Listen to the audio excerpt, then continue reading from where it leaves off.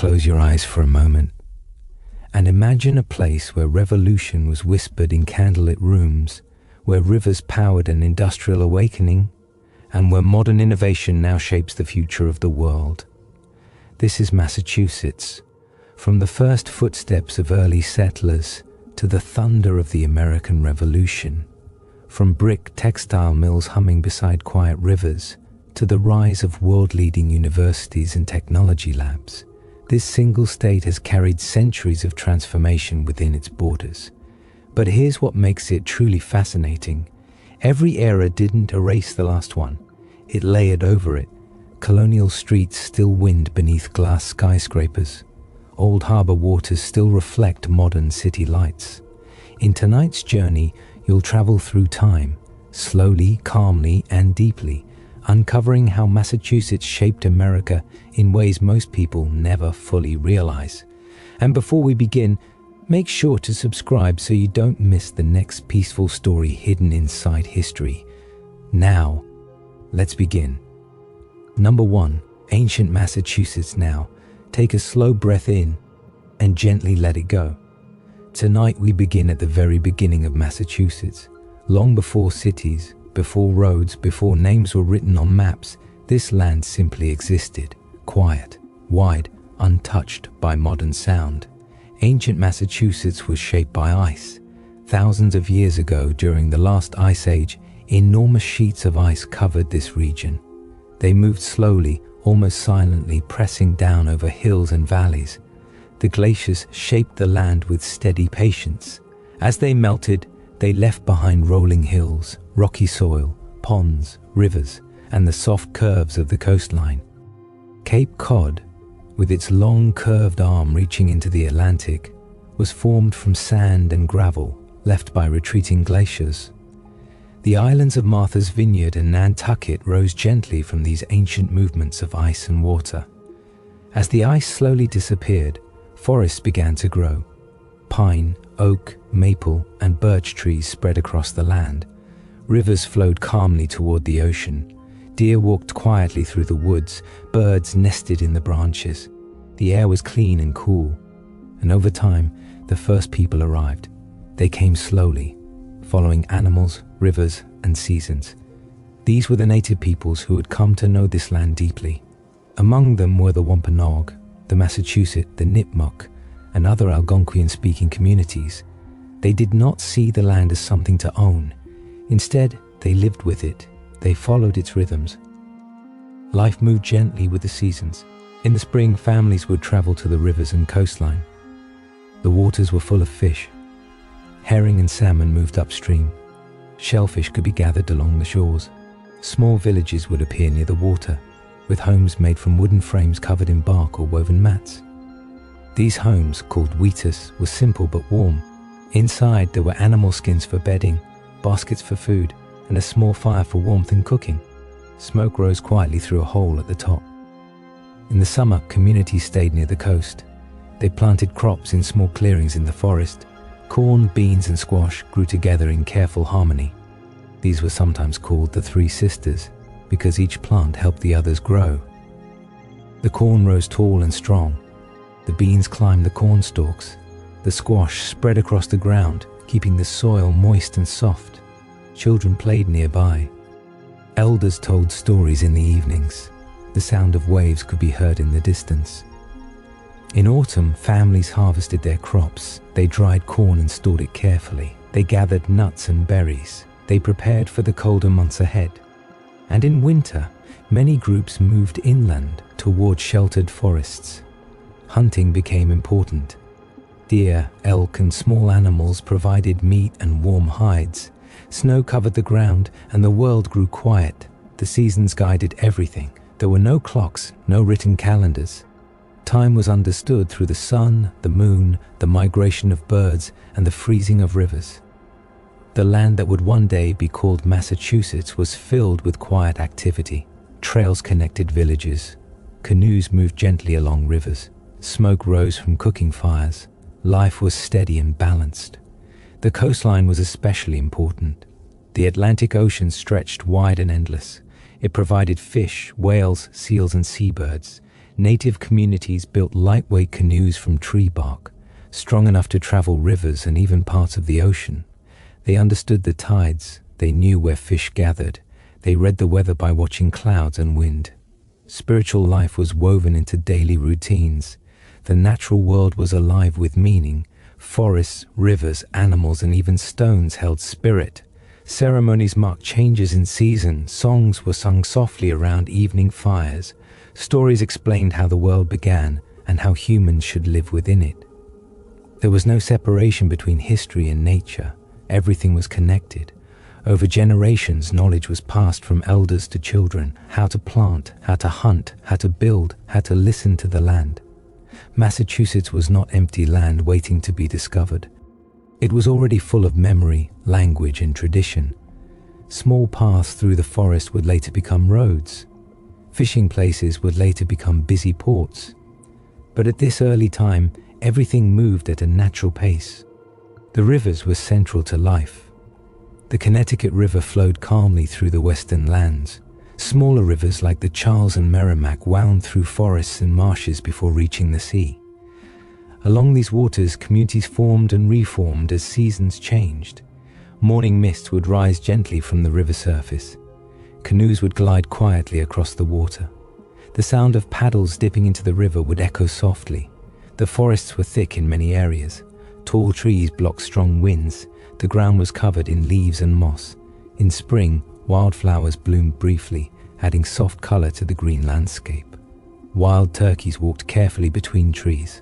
Foxes moved silently at dusk. The air carried the scent of earth and pine. Daily life required patience and skill. Tools were made from stone, bone, and wood. Arrowheads were shaped carefully. Fishing nets were woven by hand. Clay pots were formed and dried in the sun. There was no rush. Each object took time. Communities worked together. Hunting parties traveled in groups. Planting and harvesting were shared tasks. Elders offered guidance and wisdom.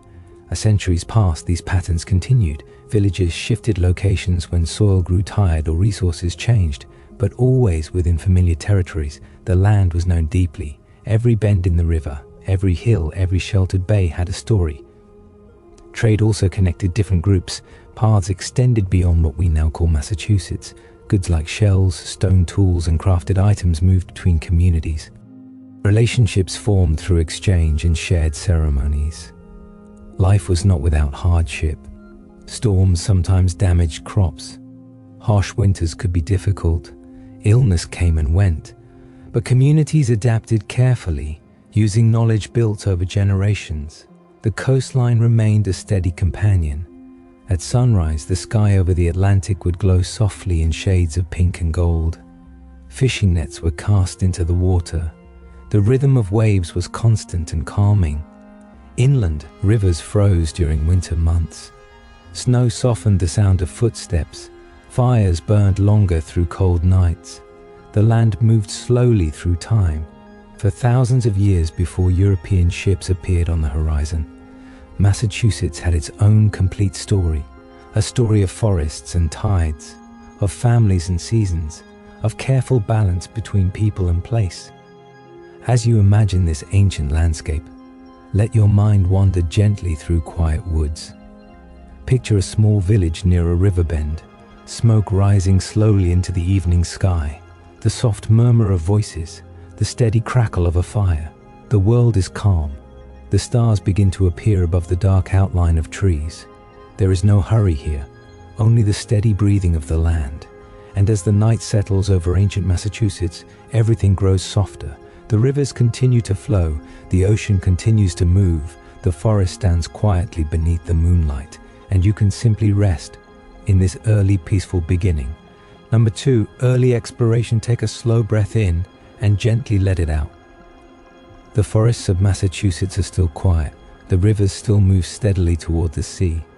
Native villages continue their seasonal rhythms guided by wind, tide, and moon. But far beyond the wide Atlantic Ocean, something is slowly changing. In distant European ports, wooden ships are being prepared. Sailcloth is folded. Barrels of food and fresh water are rolled carefully below deck. Maps, still incomplete and uncertain, are spread across tables lit by candlelight. The ocean calls quietly to those who are willing to cross it. In the late 1400s and early 1500s, European explorers begin traveling westward across the Atlantic. They search for trade routes, fishing grounds, and new opportunities. The world, as they understand it, is expanding. At first, these voyages are uncertain and slow. Ships move only as fast as wind allows. Weeks pass with nothing but open water in every direction. The sound of wood creaking, ropes tightening, and waves brushing against the hull becomes part of daily life at sea. Eventually, the coastline of what will become Massachusetts appears on the horizon, low and wooded, quiet and unbroken. European fishermen are among the first to regularly approach these shores. The waters off the coast are rich with cod, so plentiful in fact that fish can sometimes be caught in great numbers with simple tools. The fishermen do not yet settle on the land. They remain mostly on their ships, drying fish on racks and preparing them for long journeys back to Europe. The coastline remains largely unchanged. Tall forests stand close to the water's edge. Sandy stretches curve gently into small bays. Seabirds circle overhead. From the land, native communities begin to notice unfamiliar shapes on the water. Large wooden ships with tall masts and white sails appear slowly in the distance. At first, these sightings are rare. The ships come and go with the seasons. Curiosity grows quietly on both sides. By the early 1500s, explorers begin mapping parts of the northeastern coastline. One of them, Giovanni da Verrazzano, sails along the Atlantic coast in 1524. He observes bays, rivers, and forests from the deck of his ship. He does not stay long, but his voyage marks one of the earliest recorded European observations of the region. Later, other explorers follow. In 1602, Bartholomew Gosnold sails along the coast and gives Cape Cod its name, noticing the large number of codfish in the surrounding waters. He explores parts of the shoreline and nearby islands. The land appears fertile. The forests seem endless. Still, permanent settlements do not yet form. Exploration during this time is cautious and limited. Ships anchor offshore. Small landing parties step onto sandy beaches. They gather fresh water, examine the soil, and sometimes trade with native communities. These early encounters are often quiet and uncertain. There is no shared language. Communication happens through gestures, exchanged objects, and careful observation. Metal tools, beads, and cloth from Europe attract attention. In return, native peoples offer furs and local knowledge of the land and waters. But there is also distance. The native communities understand the land deeply. They know its rivers, its planting cycles, its hidden paths. The European visitors, by contrast, see opportunity and potential for trade. As the 1500s move toward the early 1600s, European interest grows steadily. Fishing fleets return season after season. They grow familiar with the coastline. They begin to recognize certain harbors as safe anchor points. Some temporary camps are set up during fishing seasons, but they are not yet true colonies. Meanwhile, life among the native peoples continues in familiar rhythms: spring planting, summer fishing, autumn harvest, winter hunting. Yet something subtle has changed. Contact with European ships brings new goods, but it also brings unseen consequences. Diseases carried unknowingly by sailors begin to spread among coastal native communities in the early 1600s. These illnesses move faster than news. Entire villages are affected. The land grows quieter in certain areas. Where there were once busy coastal settlements, some spaces become still. Fields go untended. Homes stand empty. The forests reclaim what is left behind. European fishermen and explorers notice this change, though they do not fully understand its cause. They see stretches of cleared land near the shore and interpret them as signs of opportunity. By the early 1600s, English interest in settlement increases. Small groups begin planning more permanent colonies. Investors in England see the New World as a place of resources and potential wealth. Religious groups also begin imagining a place where they might live according to their own beliefs. The maps grow more detailed. Rivers are named, capes and bays are recorded. The coastline of Massachusetts, once simply a distant line between sea and sky, is slowly drawn onto parchment. In 1614, Captain John Smith sails along the New England coast and creates one of the more detailed early maps of the region. He describes the land as rich in forests, fish, and natural harbors. His descriptions travel back across the Atlantic. They are read in quiet rooms far away from these forests and rivers. Back in Massachusetts, the ocean continues its steady rhythm. The tide rises and falls along sandy shores. Pine trees sway gently in coastal winds. The sky changes color slowly at sunrise and sunset. Early exploration is not dramatic. It unfolds gradually. A ship appears, it anchors briefly, departs. A map is drawn. A name is written. A story is carried back to Europe. Over time, these small steps build towards something larger. The land itself remains calm and patient. It has seen glaciers come and go.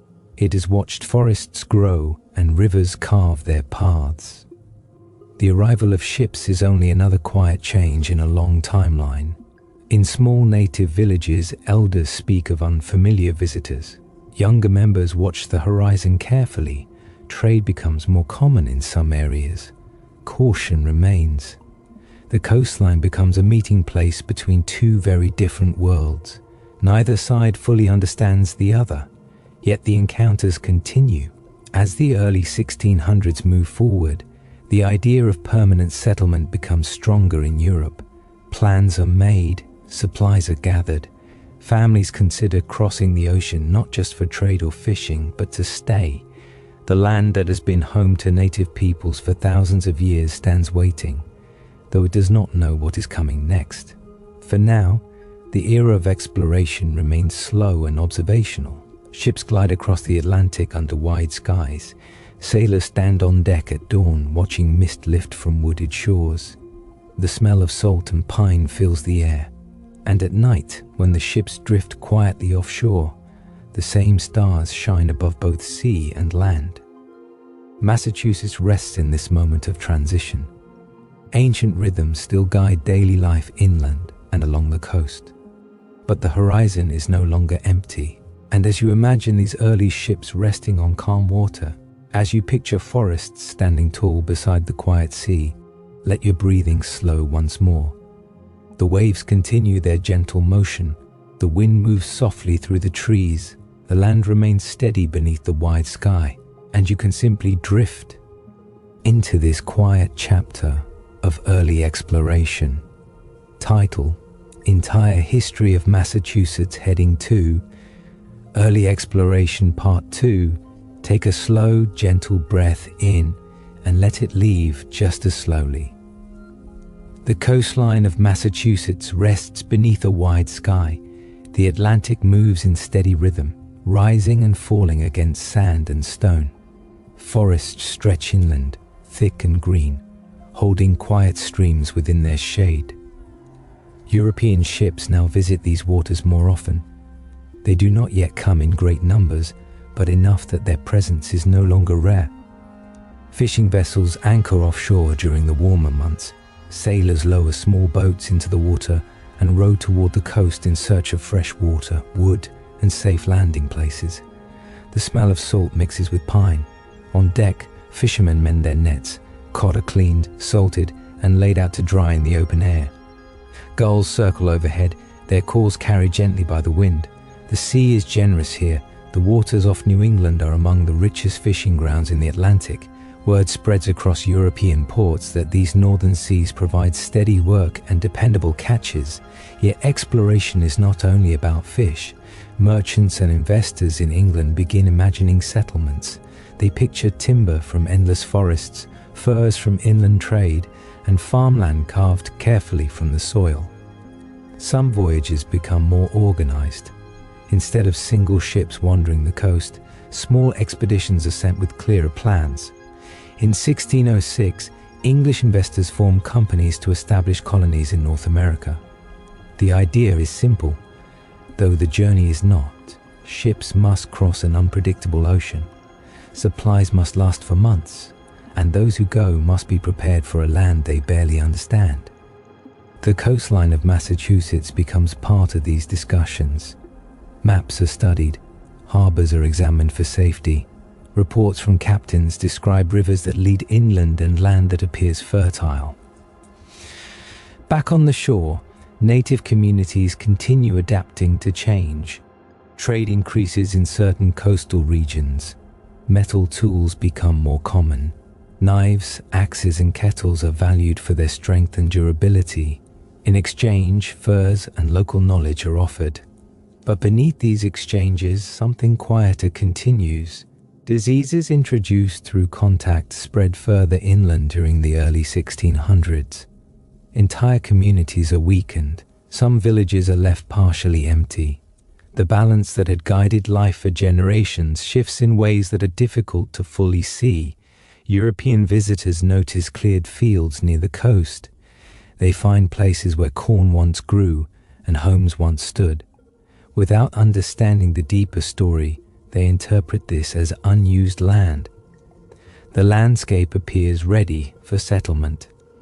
In 1614, Captain John Smith had already described parts of New England in hopeful terms.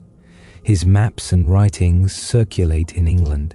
He speaks of rivers filled with fish and land covered in trees. He gives English names to places that already have long native histories. Names begin to change on paper even while the land itself remains the same. During these years, some ships attempt small settlements along the New England coast, though not all succeed. Harsh winters, limited supplies, and unfamiliar conditions challenge early efforts. Massachusetts, however, remains mostly a place of seasonal contact for now. Fishermen build temporary shelters along the shore. They cut timber for repairs. They trade cautiously. Then, as autumn deepens and winds grow colder, they sail back across the Atlantic. The cycle repeats. Spring brings ships. Summer brings activity. Autumn brings departure. Winter returns the coastline to quiet. The forests remain patient. Tall pines stand near rocky cliffs. Marshlands breathe in and out with the tides. Rivers move calmly toward the sea, unaware of maps or ownership. Yet change is drawing closer. In England, religious tensions grow. Some groups feel constrained by the Church of England. They seek a place where they can worship more freely and organize their communities according to their own beliefs. The idea of crossing the Atlantic becomes more than economic. It becomes spiritual.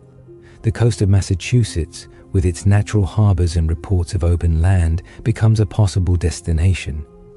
Meanwhile, native leaders observe carefully. They understand alliances and diplomacy. They have long histories of negotiation between tribes and neighboring groups. Now, they must consider how to respond to these new arrivals from across the ocean. In some areas, trade relationships deepen. In others, distance is maintained. The ocean continues to carry ships steadily westward. Sails appear on the horizon at sunrise. By midday, anchors drop in sheltered bays. The sound of waves against wooden hulls blends with the whisper of wind through tall grass. Explorers walk inland for short distances, noting streams and soil. They gather samples, sketch rough outlines, and return to their ships before nightfall. Evening falls gently over the coast. Fires glow in native villages further inland. On ships, lanterns sway softly as sailors rest. The same moonlight touches both forest and deck. There is still uncertainty. The explorers do not yet know that permanent colonies will soon reshape the region. Native communities do not yet know how deeply their world will change. For now, the story remains in motion but not yet settled. Early exploration is a quiet unfolding. It is the careful drawing of coastlines, the slow building of trade, the steady repetition of ocean crossings. It is curiosity carried by wind and tide. By the late 1610s, the stage is quietly being prepared for something larger. Investors are ready. Religious groups are organizing. Ships are being repaired and loaded. Massachusetts stands at the edge of transformation. Yet, if you imagine the land at this moment, it is still peaceful. The forests breathe in long stretches of green. The rivers curve gently through shaded valleys. The Atlantic rolls forward and back, forward and back. No cities rise yet, no church bells ring, no roads cut through the trees, only wind, water, sky. And as this chapter of early exploration slowly comes to a close, the coastline rests beneath soft evening light. The horizon glows faintly. Waves move with patient rhythm.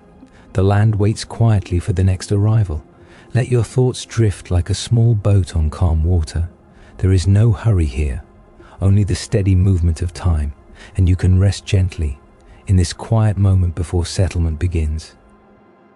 Number 3, colonial foundations take a slow breath in and gently let it go. The Atlantic Ocean stretches wide and silver beneath the early morning sky. A wooden ship moves steadily across its surface. Its sails are full, catching the wind that carries it westward. The journey has been long, weeks at sea, endless water in every direction. On board, families wait quietly. They are not explorers searching for quick riches. They are men, women, and children, hoping to build a new home.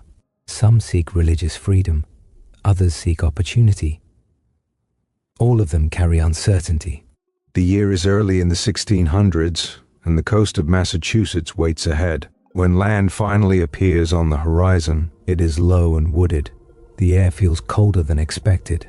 The shoreline curves gently, edged by sand and rock. Forests stand thick behind the beaches, stretching inland without visible end. This is not an empty land. Native communities have lived here for generations, but the coastline has changed in recent years. Disease has quietly reduced populations in many areas. Some cleared fields remain open. Some villages stand partly silent. To the arriving settlers, the land appears ready. In 1620, a ship called the Mayflower approaches the shores of what will become Massachusetts. The passengers originally intended to settle further south, but storms and shifting plans bring them to Cape Cod. The wind is sharp. The air carries the scent of salt and pine. Before stepping onto land, the men aboard the ship gather in the cramped cabin and create an agreement. It is simple but meaningful. They promise to form a community governed by shared rules. They call it a compact. Outside, the ocean continues its steady rhythm. The first winter is difficult. The settlers move across the bay and establish a small settlement at a place that will be called Plymouth. They build simple wooden houses. They dig into the frozen ground. Food is scarce. Illness spreads easily in the cold months. Snow falls quietly over unfinished roofs. The forest feels vast and unfamiliar. Many do not survive that first winter. But as spring arrives, the air softens. The snow melts into streams. Birds return to the trees. The settlers step outside their small homes and look at the land with renewed hope. They are not alone. Members of the Wampanoag people approach cautiously. Communication begins slowly. There are gestures, exchanged words, shared food. Over time, relationships form. One native man, known to the English as Squanto, becomes especially important. He has learned English through earlier encounters and travels. He helps the settlers understand the land. He teaches them how to plant corn in the sandy soil, using fish as fertilizer. He shows them where to fish and how to recognize edible plants.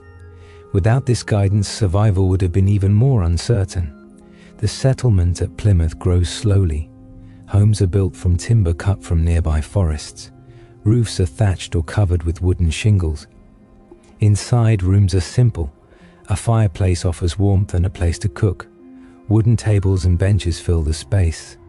Life follows the rhythm of work. Men clear land and build fences. Women cook, sew, and care for children. Fields are planted with corn and other crops. Fishing becomes an important source of food. Days begin at sunrise. The air is often cool and damp in the early morning. Mist rises from the bay. The sound of axes striking wood echoes softly through the trees. There is little comfort in these early years. Supplies from England are limited. Every nail, every tool is valuable. Nothing is wasted. Yet there is also a sense of purpose. The settlers believe they are building something lasting. They gather for prayer. They read from worn Bibles. Faith shapes daily life and decisions. Beyond Plymouth, Other groups in England are planning similar journeys. In 1630, a larger wave of settlers arrives under the leadership of John Winthrop. They establish the Massachusetts Bay Colony further north along the coast. Their arrival changes the scale of settlement. Instead of a small village, they plan entire towns. Boston becomes one of the central settlements. It begins as a modest collection of wooden buildings along a natural harbor. The harbor itself is deep and sheltered, ideal for ships. As more settlers arrive, small towns appear across the region: Salem, Charlestown, Cambridge. The forest slowly gives way to fields and roads. Trees are cut to build homes, meeting houses, and fences. Cattle graze in open clearings. Footpaths connect neighboring settlements. Still, life remains quiet by modern standards. No paved streets, no large stone buildings. Only wooden homes, dirt roads, and the steady sound of wind from the Atlantic. The Puritans of the Massachusetts Bay Colony organize their communities carefully. Town meetings become central to governance. Adult male church members gather to discuss local matters. Decisions are made collectively, though within a strict religious framework. Churches stand at the heart of each town. On Sundays, families walk together along narrow paths to attend long services. The meeting house is plain without decoration. Sermons are serious and thoughtful. The goal is not comfort, but devotion. The land itself shapes daily routines. Winters are cold and long. Snow covers fields for months. Firewood must be stored in large quantities.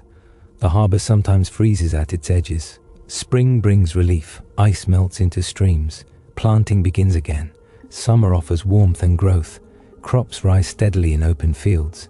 Ships arrive in Boston Harbor carrying supplies and new settlers. Autumn is a time of harvest. Corn is gathered. Livestock is prepared for winter. The air smells of drying leaves and wood smoke.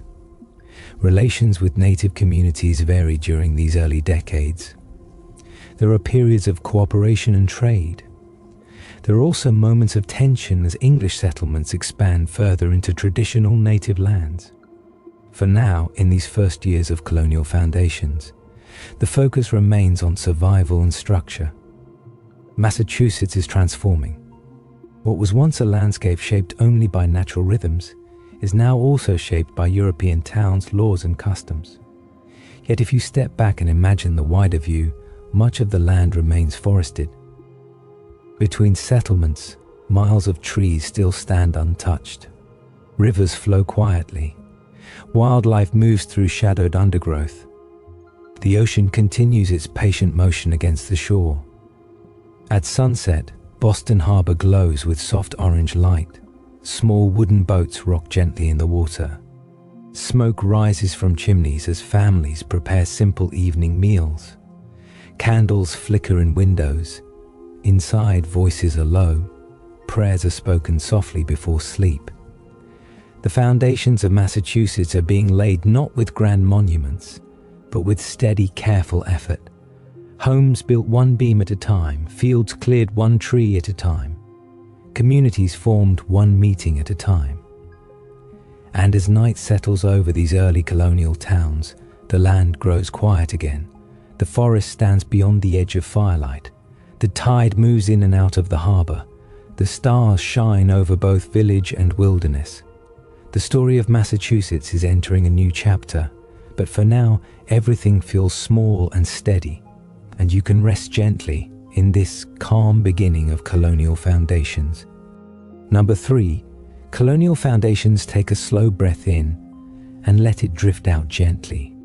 Morning light settles softly over the growing towns of Massachusetts.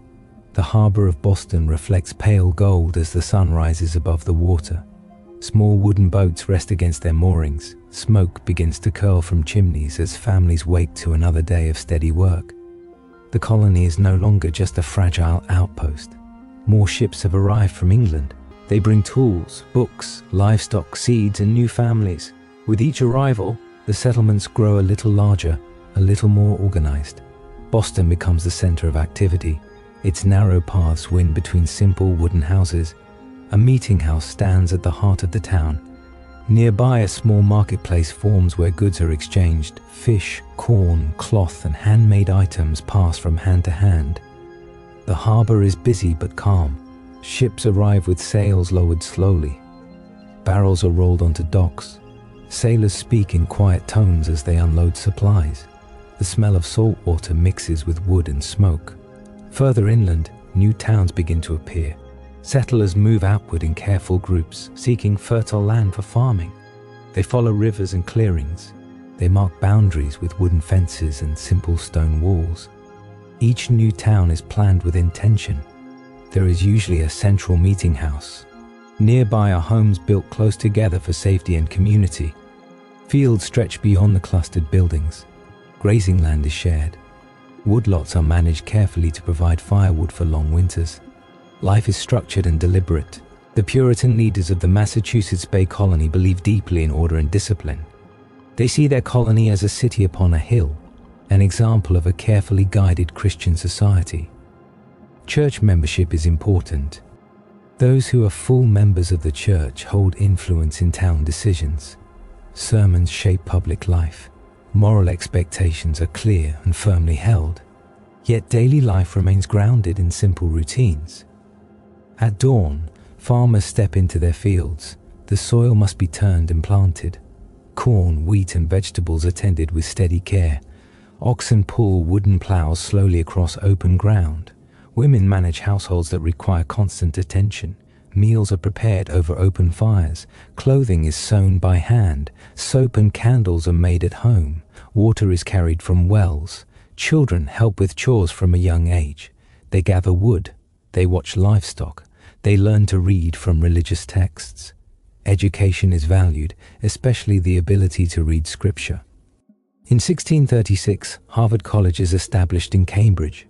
It begins modestly, with the purpose of training ministers.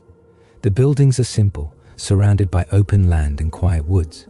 Yet this small college represents something lasting, a commitment to learning that will continue for centuries.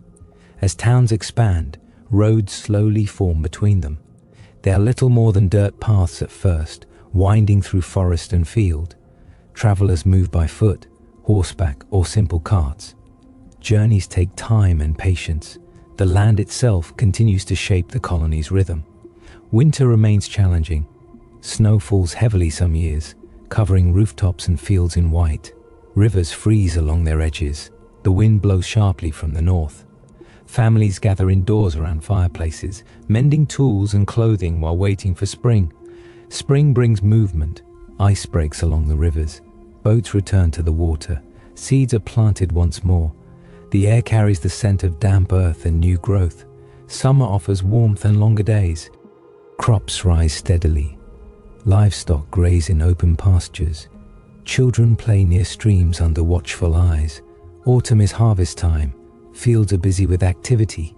Corn is gathered and stored. Apples are collected from small orchards. Firewood is stacked carefully in preparation for cold months ahead. Beyond daily routines, the colony also faces quiet tensions. As English settlements spread, land once used by native communities becomes enclosed within colonial boundaries. Some native leaders attempt peaceful agreements. Others grow concerned about the steady expansion. Trade continues in many areas, but misunderstandings increase. The English concept of land ownership differs greatly from native traditions. Fences and permanent claims alter landscapes that once shifted seasonally. For now, large-scale conflict has not yet fully erupted, but the balance is delicate. Within the colony itself, differences of belief also appear. Not everyone agrees with the strict religious structure of Massachusetts Bay. Some settlers question certain teachings or desire greater freedom in worship. When disagreement grows strong, leaders respond firmly. Roger Williams, for example, challenges the colony's approach to religion and its treatment of native land. He's eventually asked to leave. He travels south and helps establish Rhode Island, where greater religious freedom is allowed. Anne Hutchinson also questions church authority and is banished.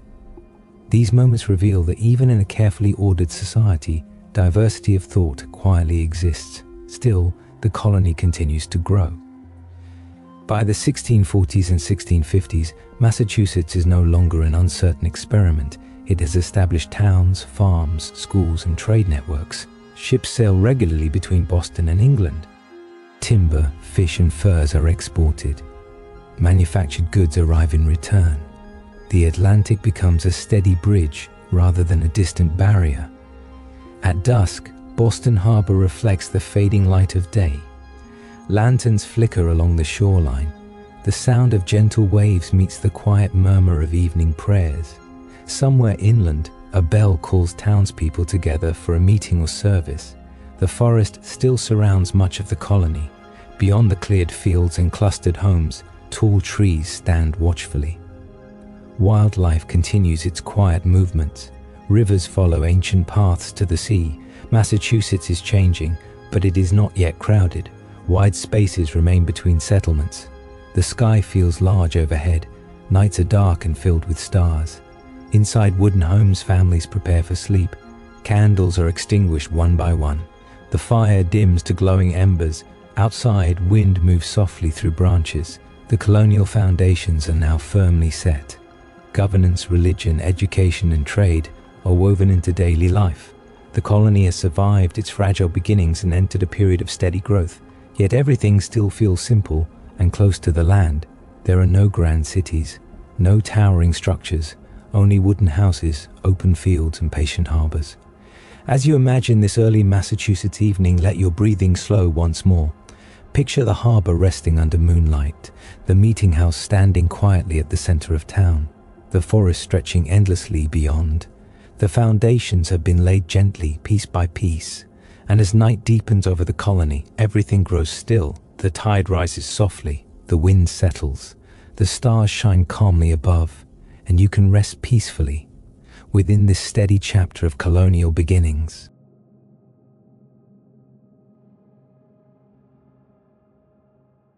Take a slow breath in and let it drift out gently. Morning light settles softly over the growing towns of Massachusetts. The harbor of Boston reflects pale gold as the sun rises above the water. Small wooden boats rest against their moorings. Smoke begins to curl from chimneys as families wake to another day of steady work. The colony is no longer just a fragile outpost. More ships have arrived from England. They bring tools, books, livestock, seeds, and new families. With each arrival, the settlements grow a little larger, a little more organized. Boston becomes the center of activity. Its narrow paths wind between simple wooden houses. A meeting house stands at the heart of the town. Nearby, a small marketplace forms where goods are exchanged. Fish, corn, cloth, and handmade items pass from hand to hand. The harbor is busy but calm. Ships arrive with sails lowered slowly. Barrels are rolled onto docks. Sailors speak in quiet tones as they unload supplies. The smell of salt water mixes with wood and smoke. Further inland, new towns begin to appear. Settlers move outward in careful groups, seeking fertile land for farming. They follow rivers and clearings. They mark boundaries with wooden fences and simple stone walls. Each new town is planned with intention. There is usually a central meeting house. Nearby are homes built close together for safety and community. Fields stretch beyond the clustered buildings. Grazing land is shared. Woodlots are managed carefully to provide firewood for long winters. Life is structured and deliberate. The Puritan leaders of the Massachusetts Bay Colony believe deeply in order and discipline. They see their colony as a city upon a hill, an example of a carefully guided Christian society. Church membership is important. Those who are full members of the church hold influence in town decisions. Sermons shape public life. Moral expectations are clear and firmly held.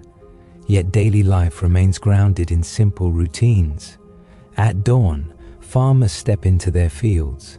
The soil must be turned and planted. Corn, wheat, and vegetables are tended with steady care. Oxen pull wooden plows slowly across open ground. Women manage households that require constant attention. Meals are prepared over open fires. Clothing is sewn by hand. Soap and candles are made at home. Water is carried from wells. Children help with chores from a young age. They gather wood. They watch livestock. They learn to read from religious texts. Education is valued, especially the ability to read scripture. In 1636, Harvard College is established in Cambridge. It begins modestly with the purpose of training ministers. The buildings are simple, surrounded by open land and quiet woods.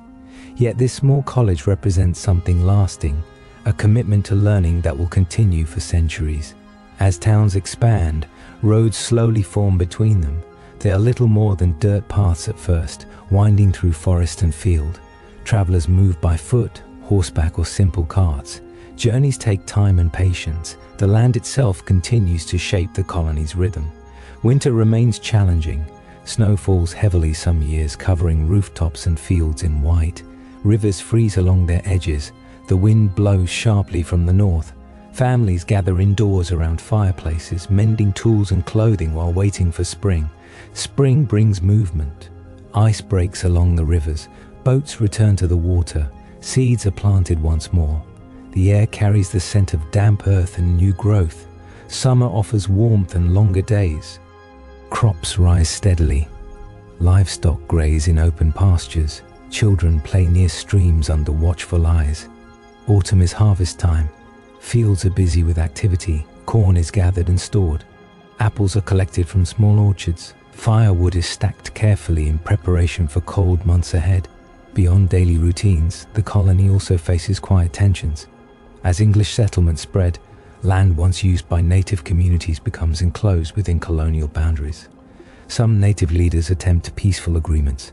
Others grow concerned about the steady expansion. Trade continues in many areas, but misunderstandings increase. The English concept of land ownership differs greatly from native traditions. Fences and permanent claims alter landscapes that once shifted seasonally. For now, large-scale conflict has not yet fully erupted, but the balance is delicate. Within the colony itself, differences of belief also appear. Not everyone agrees with the strict religious structure of Massachusetts Bay. Some settlers question certain teachings or desire greater freedom in worship. When disagreement grows strong, leaders respond firmly. Roger Williams, for example, challenges the colony's approach to religion and its treatment of native land. He is eventually asked to leave. He travels south and helps establish Rhode Island, where greater religious freedom is allowed. Anne Hutchinson also questions church authority and is banished. These moments reveal that even in a carefully ordered society, diversity of thought quietly exists. Still, the colony continues to grow. By the 1640s and 1650s, Massachusetts is no longer an uncertain experiment. It has established towns, farms, schools, and trade networks. Ships sail regularly between Boston and England. Timber, fish, and furs are exported. Manufactured goods arrive in return. The Atlantic becomes a steady bridge rather than a distant barrier. At dusk, Boston Harbor reflects the fading light of day. Lanterns flicker along the shoreline. The sound of gentle waves meets the quiet murmur of evening prayers. Somewhere inland, a bell calls townspeople together for a meeting or service. The forest still surrounds much of the colony. Beyond the cleared fields and clustered homes, tall trees stand watchfully. Wildlife continues its quiet movements. Rivers follow ancient paths to the sea. Massachusetts is changing, but it is not yet crowded. Wide spaces remain between settlements. The sky feels large overhead. Nights are dark and filled with stars. Inside wooden homes, families prepare for sleep. Candles are extinguished one by one. The fire dims to glowing embers. Outside, wind moves softly through branches. The colonial foundations are now firmly set. Governance, religion, education, and trade are woven into daily life. The colony has survived its fragile beginnings and entered a period of steady growth. Yet everything still feels simple and close to the land. There are no grand cities, no towering structures, only wooden houses, open fields, and patient harbors. As you imagine this early Massachusetts evening, let your breathing slow once more. Picture the harbor resting under moonlight, the meeting house standing quietly at the center of town, the forest stretching endlessly beyond. The foundations have been laid gently, piece by piece, and as night deepens over the colony, everything grows still. The tide rises softly, the wind settles, the stars shine calmly above, and you can rest peacefully within this steady chapter of colonial beginnings. Take a slow breath in, let it settle gently. Colonial life continues in its steady rhythm. The towns of Massachusetts are now firmly rooted in the landscape. Dirt roads connect clusters of wooden homes. Stone walls trace the edges of fields. The meeting house bell marks the passage of time more reliably than any clock. Days pass in patterns that feel familiar. In the early morning, frost sometimes rests lightly on the grass. A farmer steps outside, pauses for a moment, and looks across his field. The soil has been turned many times over the years. It no longer feels wild. It feels known. Inside the home, a small fire crackles. A pot hangs above it. The smell of porridge rises into the air. Children rub sleep from their eyes and prepare for another day of learning and work. Colonial society depends on cooperation. If a neighbor's roof is damaged in a storm, others arrive quietly with tools and spare wood. If a crop fails in one field, nearby families share what they can. Survival is strongest when shared. Women form quiet networks of support. They gather to spin wool into thread. They share recipes and remedies for illness. They exchange news in calm voices while hands remain busy. The spinning wheel hums steadily in many homes. Wool from sheep is cleaned, carded, and spun into yarn. Later, it will be woven into cloth on simple looms. Clothing is practical. Thick fabrics protect against cold winters. Aprons and sturdy boots are worn daily. Nothing is decorative without purpose. Children grow within this environment of responsibility. They learn by watching and doing. A boy might practice shaping wood with careful strokes. A girl might learn to knead dough or stitch fabric evenly. Schoolhouses continue to serve towns. The rooms are plain, with wooden desks and benches. Lessons focus on reading, writing, and religious instruction. The Bible is central to education. Discipline is firm but seen as necessary. Learning is not rushed. It is repeated, steady, and memorized. Beyond education and farming, trade continues to expand. Boston's harbor grows more active each year. Ships arrive not only from England but from other colonies. Barrels of salted fish are loaded onto vessels bound for distant ports. Timber from Massachusetts forests is valued for shipbuilding. The smell of tar and rope lingers along the docks. Small warehouses stand near the water's edge. Workers move carefully, lifting crates and rolling barrels. The sound of waves blends with quiet conversation and the creak of wooden planks. Inland towns remain quieter. There, the loudest sound may be a blacksmith's hammer striking metal. The rhythmic clang echoes briefly before fading into open air. Mills along rivers turn steadily. Water flows beneath wooden wheels, powering simple machines that grind grain into flour. Farmers bring sacks of corn and wheat, waiting patiently for their turn. The colony begins to feel more connected. Paths between towns are traveled more frequently. Riders carry letters and news. Though travel is slow, information moves gradually from one settlement to another. Yet even as society grows, its structure remains strict. Church attendance is carefully observed. Moral behavior is expected at all times. Leaders believe that unity depends on shared values.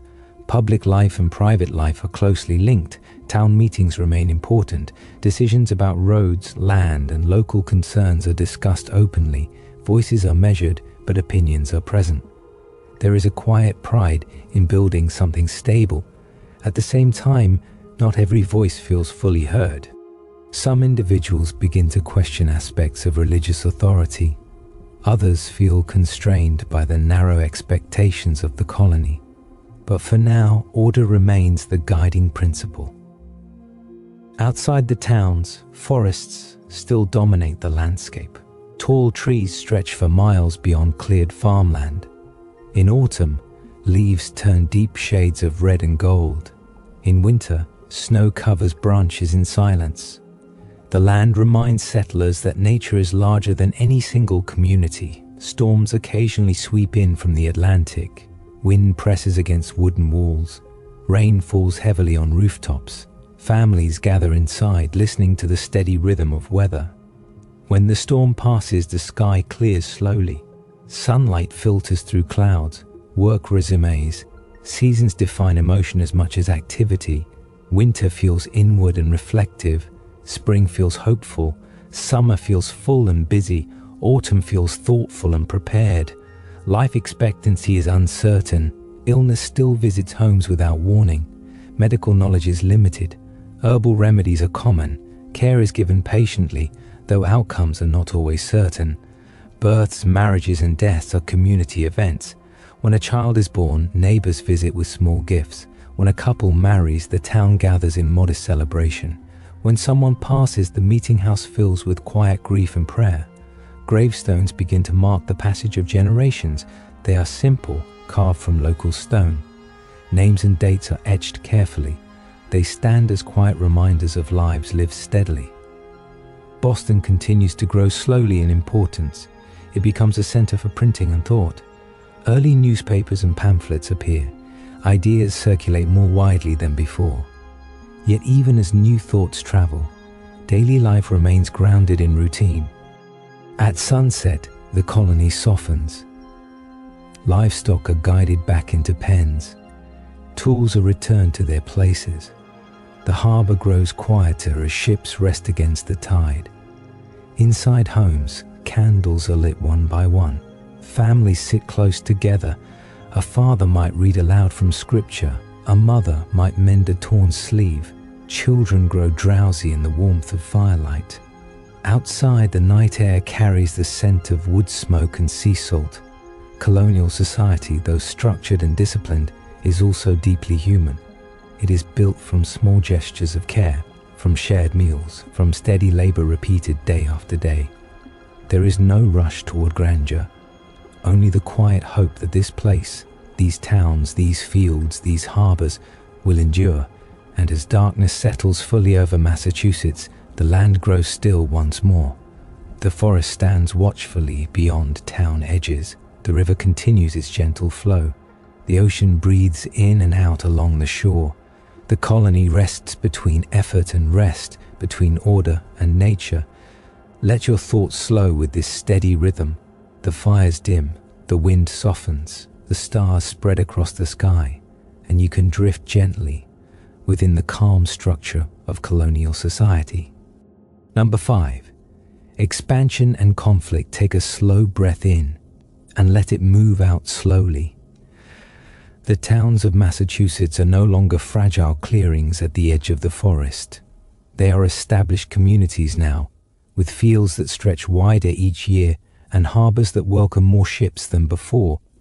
But as settlements expand, so do tensions. The land does not grow larger. Forests are cut back steadily. New farms appear where trees once stood. Paths become roads. Fences mark ownership where once there were only seasonal boundaries. For English settlers, expansion feels natural. Families grow. New generations need land of their own. Sons look beyond the original town centers and imagine farms further inland. So they move outward. They build new houses near rivers and streams. They clear trees carefully, stacking logs into neat piles. Smoke rises from fresh chimneys in places that were recently forest.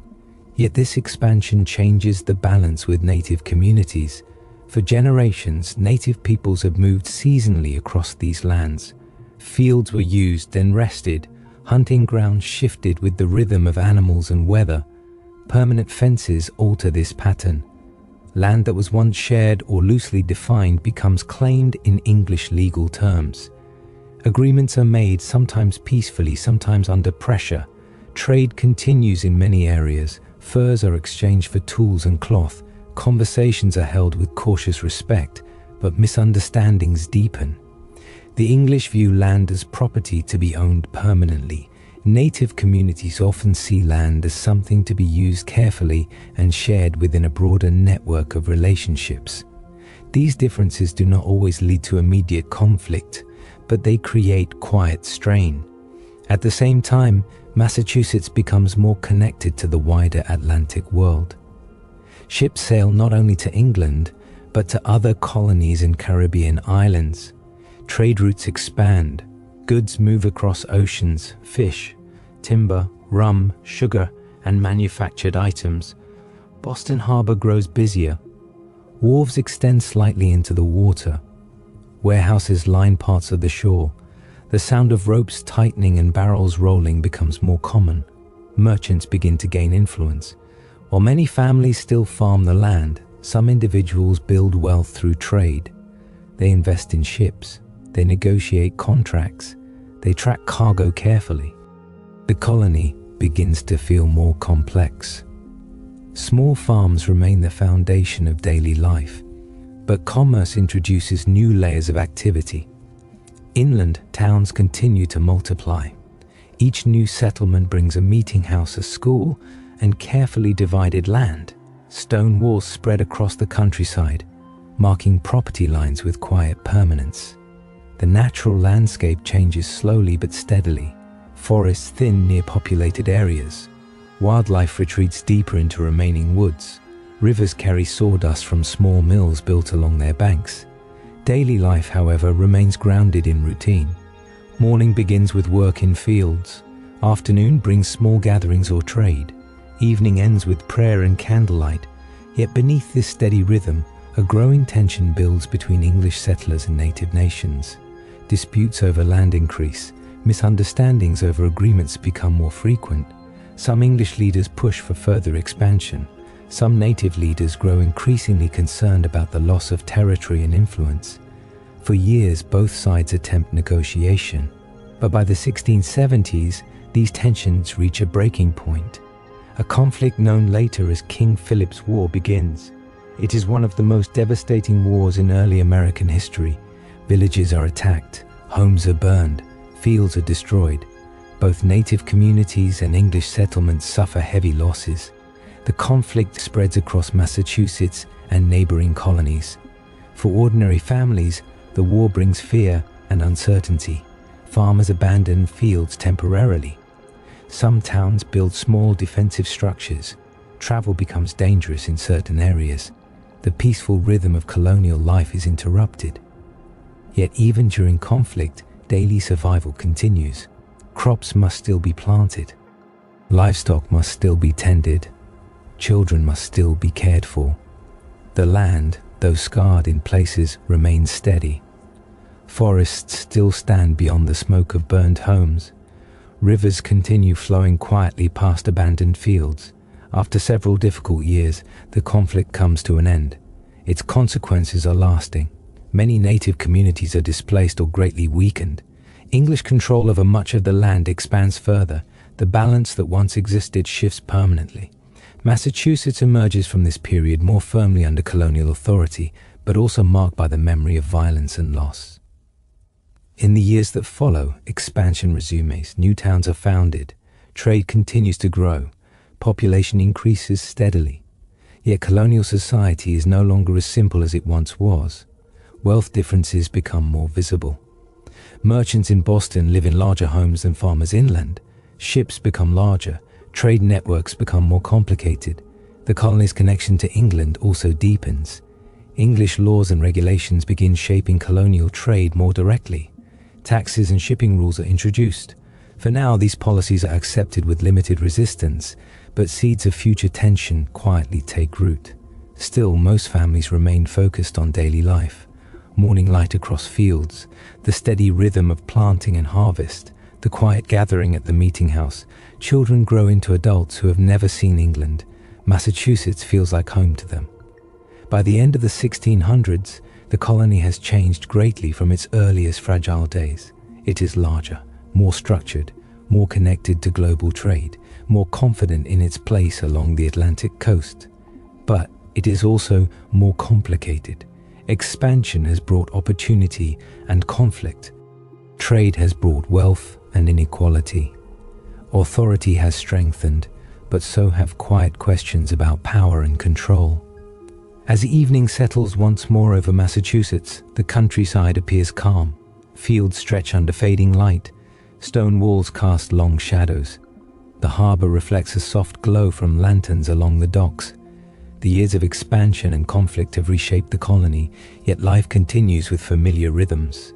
The wind moves gently through open fields. The tide rises and falls as it always has. And as darkness spreads across town and forest alike, everything grows quieter again. The land rests, the harbor stills, the stars return overhead. You can let your breathing slow and drift gently into this steady, changing chapter of Massachusetts history. Number 6. Revolutionary beginnings. Take a slow breath in and gently let it go. Massachusetts moves into a new century with steady steps. The towns remain wooden and modest. The roads are still narrow and unpaved. The harbor in Boston continues to welcome ships that arrive with sails lowered slowly against the coastal wind. Yet something subtle is changing. The colony is no longer only concerned with survival or simple expansion. It is now deeply connected to a larger empire across the ocean. England watches its colonies more closely. Laws, taxes, and trade rules begin shaping daily life in quiet but meaningful ways. In the early 1700s, Massachusetts feels settled. Generations have now been born here. Many residents have never seen England. The forests have been pushed back further. Fields stretch wider. Stone walls line the countryside like patient markers of time. Boston has grown into a busy port town. Its streets are still uneven, but they carry more footsteps than before. Shops sell imported goods, tea, cloth, books, tools. Merchants keep careful records in small offices near the docks. Ships connect Massachusetts not only to England, but to the Caribbean and other colonies. Molasses, sugar, and rum move along trade routes that circle the Atlantic. The smell of salt water and tar remains constant in the harbor. Inland towns maintain a quieter rhythm. Farmers rise before sunrise. They step into cool morning air and check their crops. Children carry water from wells. Women prepare meals over steady fires. Life remains grounded in work and worship. But conversations begin to shift. England, facing its own debts and challenges, looks to the colonies for revenue. New trade regulations are introduced. Certain goods must be shipped only through English ports. Taxes are applied to specific items. At first, these policies seem distant. A merchant might grumble quietly about paperwork. A ship captain might adjust his route. Most farmers continue their daily routines without immediate change, but over time, the restrictions grow heavier. The relationship between Massachusetts and England becomes more complicated. In 1764 and 1765, new taxes are announced, including the Sugar Act and the Stamp Act. Printed materials, newspapers, legal documents, licenses require special stamp paper purchased from British authorities. In Boston, printers and merchants feel the impact directly. Newspapers discuss these changes in careful language. Pamphlets circulate, questioning fairness. Town meetings grow more animated.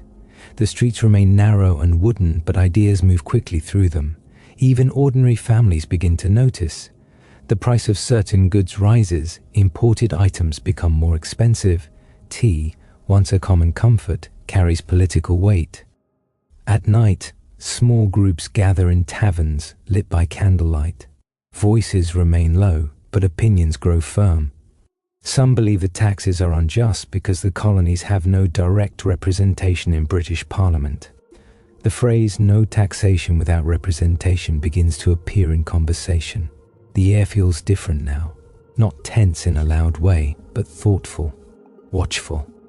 In 1770, a confrontation occurs in Boston between colonists and British soldiers stationed there to enforce order.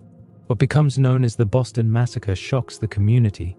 Snow lies on the ground, a crowd gathers, confusion and fear lead to gunfire. Several colonists lose their lives. The event is discussed widely. Engravings and pamphlets spread the story beyond Massachusetts. The image of red-coated soldiers standing in Boston streets leaves a lasting impression. Yet even after this, daily life continues. Farmers plant in spring, ships sail in and out of harbor, children attend school, church bells ring on Sundays.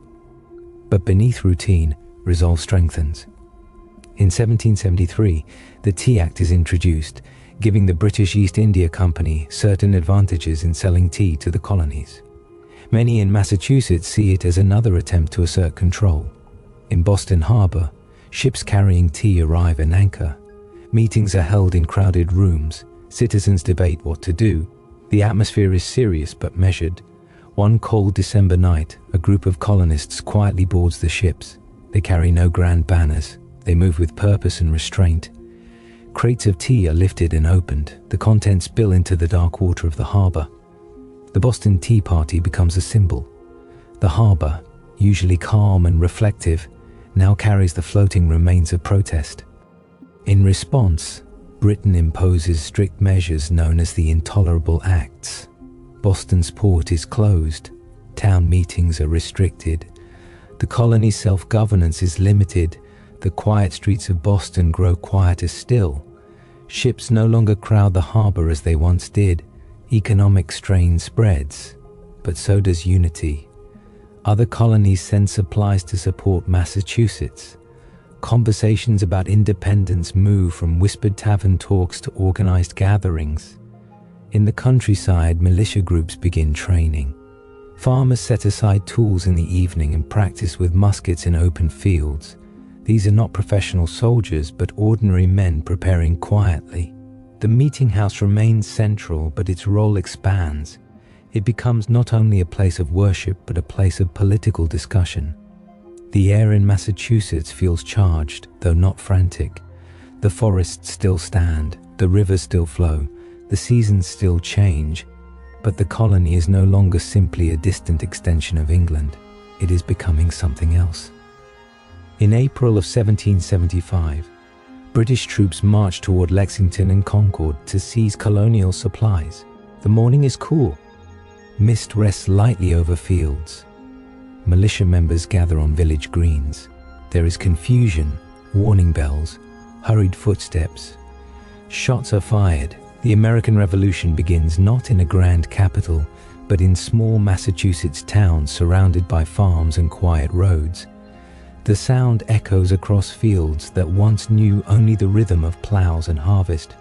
Yet even in this moment, the land itself remains calm. Birds rise from trees. Wind moves through tall grass. The sky stretches wide above. Massachusetts stands at the beginning of something historic. Not with loud declaration at first, but with steady conviction formed over years of quiet frustration. As evening falls over these towns and fields, lanterns glow softly in windows. The harbor rests under moonlight once again. The countryside settles into darkness. But the path forward has shifted. The colony that once focused only on survival and structure now moves toward revolution. And as you imagine this turning point, let your breathing remain slow and steady. The wind still moves gently through the trees. The tide still rises and falls along the shore. History is changing, but the night remains calm. You can rest here, at the quiet beginning of revolution, as Massachusetts steps carefully into a new chapter. Take a slow breath in and let it leave slowly. The spring air over Massachusetts feels cool and uncertain. After the first shots at Lexington and Concord, the countryside does not erupt into constant noise. Instead, there is a strange stillness between moments of action. Farmers return to their fields, but they keep muskets close. Church bells ring as usual, yet their sound now carries deeper meaning. Militia groups gather more regularly on village greens. These are ordinary men, blacksmiths, farmers, shopkeepers, standing in simple lines beneath open skies.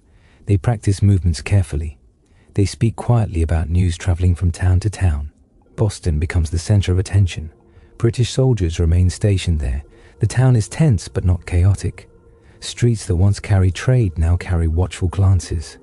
The harbor still reflects the sun, but fewer ships arrive.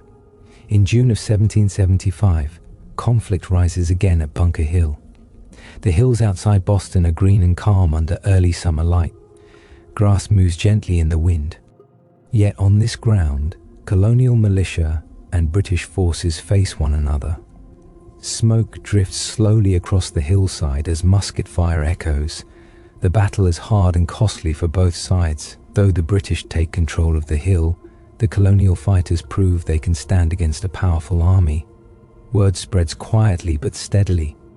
Across Massachusetts, people speak of courage and sacrifice, yet life continues. Cows must still be milked, crops must still be tended, children must still be taught. The revolution is not constant noise. It is long stretches of waiting, interrupted by moments of intensity. In homes across the colony, women take on greater responsibilities. With many men away serving in militia or the Continental Army, women manage farms and businesses. They sew uniforms, prepare food, and organize supplies. Their work remains mostly unrecorded, but it is essential. The seasons continue their steady cycle. Autumn brings harvest even during wartime. Corn is gathered, apples are stored, firewood is stacked high. Winter approaches with its usual cold breath. In Boston, British control eventually becomes difficult to maintain. In early 1776, colonial forces position cannons on Dorchester Heights, overlooking the harbor. The ground is frozen, the air is sharp. Under cover of night, heavy artillery is moved quietly into place. When morning comes, British commanders see the heights fortified. Soon after, British troops evacuate Boston by ship. The harbor, once crowded with red-coated soldiers, grows quieter again. Residents return cautiously, homes are repaired, shops reopen. There is relief but not celebration without concern. The war is far from over. Massachusetts remains deeply involved. Soldiers from its towns march south to join larger campaigns. Letters travel slowly back home, carried by riders across rough roads. Families gather in the evening to read whatever news arrives. Candles flicker as names are spoken softly, sons, brothers, fathers serving far away. The countryside remains both peaceful and burdened. Fields stretch under open skies. Rivers move gently past stone bridges, yet every town carries the weight of uncertainty. In 1776, the Declaration of Independence is adopted in Philadelphia. Though written elsewhere, its meaning resonates strongly in Massachusetts. Church bells ring when the news arrives. Public readings are held in town centers. The idea of independence, once whispered cautiously, is now spoken openly. Still, daily life remains humble. Homes are warmed by small fires. Bread is baked in iron ovens. Children grow up knowing both farm work and the language of liberty. The war stretches on for years. Battles take place far from Massachusetts soil, yet the colony continues to supply men and materials. Taxes are raised to support the cause. Goods are rationed. There are shortages at times. Cloth becomes scarce. Imported items are limited. Communities adapt by producing more locally. Homespun fabric becomes common. Simplicity returns to daily life. The harbor of Boston slowly regains activity, though not yet its former rhythm. Ships now sail under a different hope, the possibility of a new nation. By the early 1780s, the long struggle nears its conclusion. When news finally arrives that the war has ended, the reaction is not wild celebration but deep relief. Church services give thanks. Families embrace quietly. The land feels still, as if it too has been holding its breath. Massachusetts has changed. It is no longer a colony of England. It is now part of a new United States. Yet the towns remain wooden, the roads remain narrow, the fields remain familiar. Revolution has reshaped government and identity, but daily life still follows the rhythm of seasons. Men return home from war. Some carry stories, some carry scars. They step once more into fields they left years before. They rebuild fences, they repair roofs. They sit at tables beside family. In 1780, Massachusetts adopts its own state constitution, one of the oldest still in use. It outlines principles of governance shaped by years of experience and struggle. But for ordinary families, life returns to familiar patterns. Spring planting, summer growth, autumn harvest, winter reflection. The meeting house continues to stand at the center of town. Now, however, discussions focus not on distant British authority, but on shaping a new republic. The air feels steadier. The harbor reflects peaceful skies once more. Ships move without the shadow of occupation. Markets slowly regain energy. Massachusetts has moved from colony to state, from protest to independence. Yet the transformation did not happen in loud, constant motion. It unfolded in quiet meetings, in candlelit conversations, in fields where farmers practiced with muskets after long days of work. And now, as evening settles once again over the Massachusetts countryside, there is a sense of calm resilience. The wind moves gently across open land. The harbor water glows under fading light. The forests stand quietly as they always have. The revolutionary beginnings have given way to a new chapter. And as the night deepens, everything grows still. The past rests softly behind. The future stretches quietly ahead. You can let your thoughts drift. like a small boat on calm harbor water, and rest peacefully in the gentle close of revolution's long journey. Number 7. Industrial growth. Take a slow, steady breath in and let it go gently. After the long years of revolution and the careful shaping of a new republic, Massachusetts begins to settle into a different kind of rhythm. The sound of muskets fades into memory. In its place, a quieter but steady transformation begins to unfold. The land remains the same at first glance. Rolling hills, stone walls crossing open fields, wooden homes resting beside narrow dirt roads. Church steeples still rise above town centers. Harbors still reflect soft morning light. But beneath this familiar surface, change is slowly gathering strength. In the early years of the 19th century, rivers become more than peaceful stretches of moving water. They become sources of power. Massachusetts is filled with rivers, short, quick streams that run from inland hills down toward the sea. For centuries, they have turned simple mills for grinding grain or cutting lumber. Now they begin to turn something larger. In small towns like Lowell, Lawrence, and Waltham, new buildings rise beside the water. They are made of brick instead of wood, tall and rectangular. Wide windows line their sides. Inside, machinery hums with steady motion. Textile mills begin to shape a new era. Cotton, brought from the American South, arrives in bales.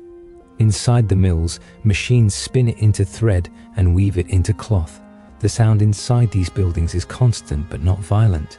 A repeating rhythm, wheels turning, belts moving, looms clacking in even patterns. The workday begins early. Young women, many from rural farms in Massachusetts and nearby states, travel to mill towns to earn wages. They live in boarding houses, owned by the companies. Their lives follow strict schedules, morning bells, long hours of work, evening curfews. Yet there is also independence in this new routine. For the first time, many women earn their own income. They send money home to families. They gather in reading circles. They attend lectures. They walk together along riverbanks after work, sharing thoughts about books, faith, and the changing world. The towns themselves grow steadily. Where once there were only scattered farms, now streets form in neat lines. Small shops open, bakeries, dry goods stores, printing offices. Schools expand, libraries appear. The air carries a faint scent of coal smoke as industry deepens. Boston too transforms quietly. Its harbor remains busy, but trade now includes manufactured goods as well as raw materials. Ships carry textiles produced in Massachusetts mills to markets far away. Merchants track shipments carefully. Warehouses line the waterfront. The state begins to feel connected not only by roads but by something new: railroads. In the 1830s and 1840s, iron tracks stretch across the landscape. At first they seem strange, long lines cutting through forests and fields. But soon trains begin to move along them, carrying passengers and goods more quickly than ever before. The sound of a train whistle becomes part of the Massachusetts countryside. Not constant, but regular enough to mark the passing of progress. Farmers adjust to these changes. Some continue traditional agriculture. Others shift towards supplying growing towns. Milk, vegetables, and meat are transported by rail into cities. Stone walls remain, but beyond them the world feels larger. Factories multiply. Shoemaking becomes important in towns like Lynn. Machine shops appear in Springfield. Paper mills operate along riverbanks. Innovation slowly becomes part of daily conversation. Inventors experiment quietly in workshops. Tools are refined. Machines become more efficient. Small improvements ripple outward into larger transformation. But even as industry grows, daily life remains grounded. Families still gather for evening meals. Churches continue weekly services. Seasons move steadily from spring to winter and back again. There is no sudden leap from quiet farmland to roaring industry. Instead, it is gradual, brick by brick, wheel by wheel, track by track.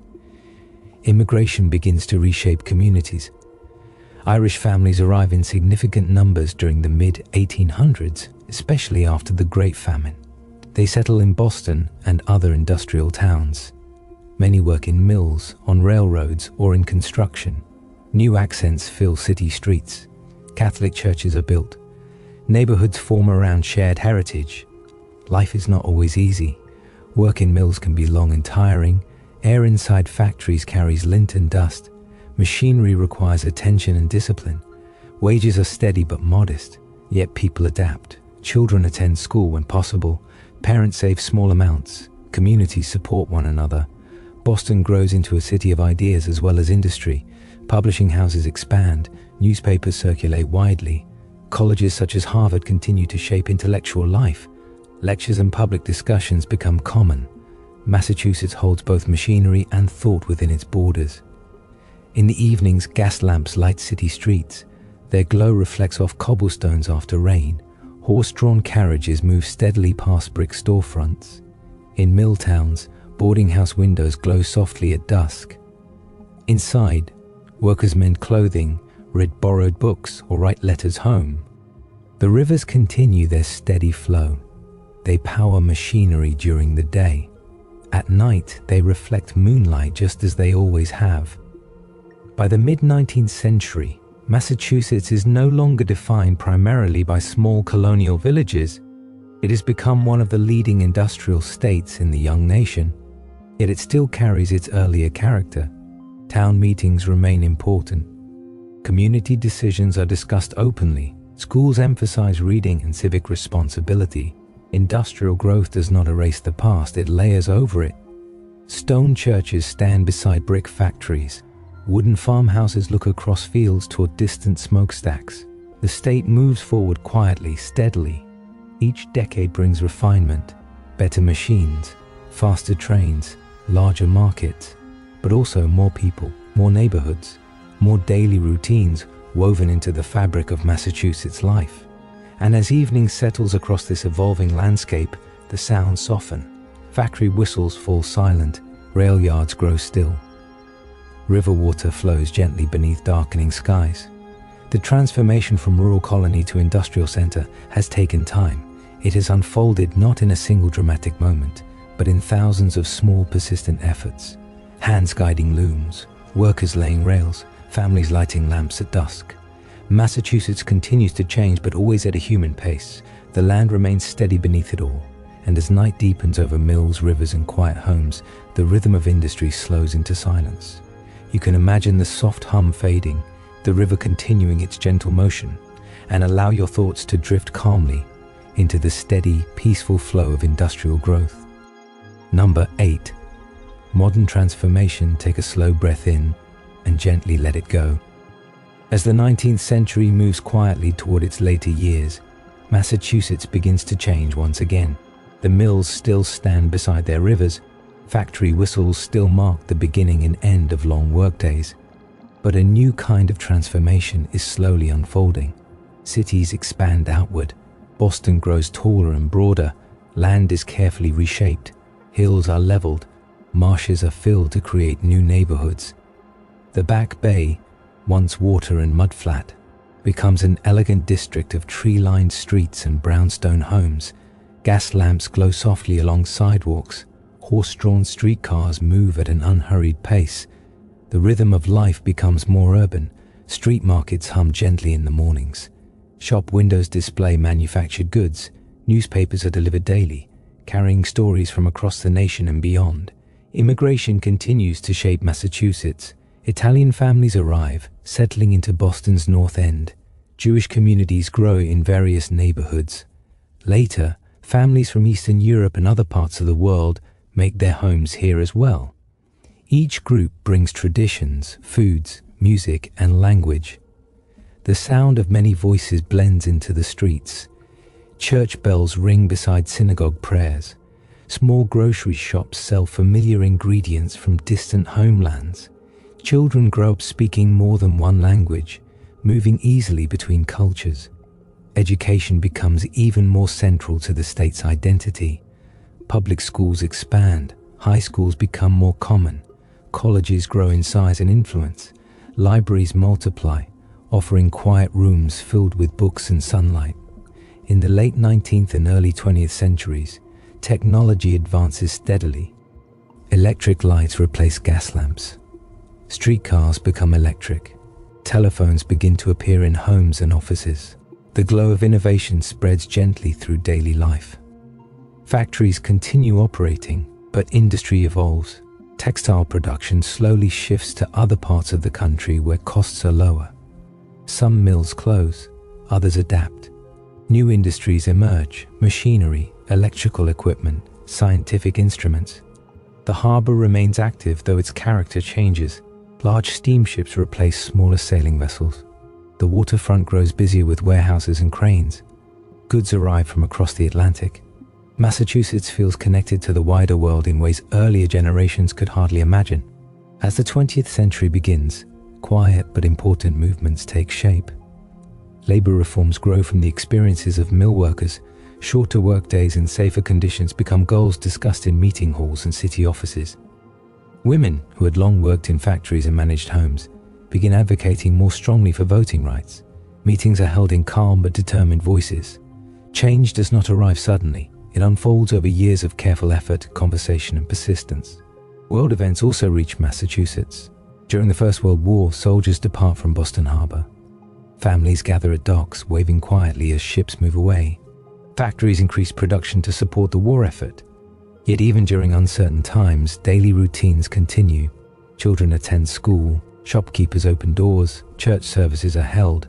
The 1920s bring new energy. Automobiles appear on city streets. Roads are paved more smoothly. Radios enter homes, filling evenings with music and news.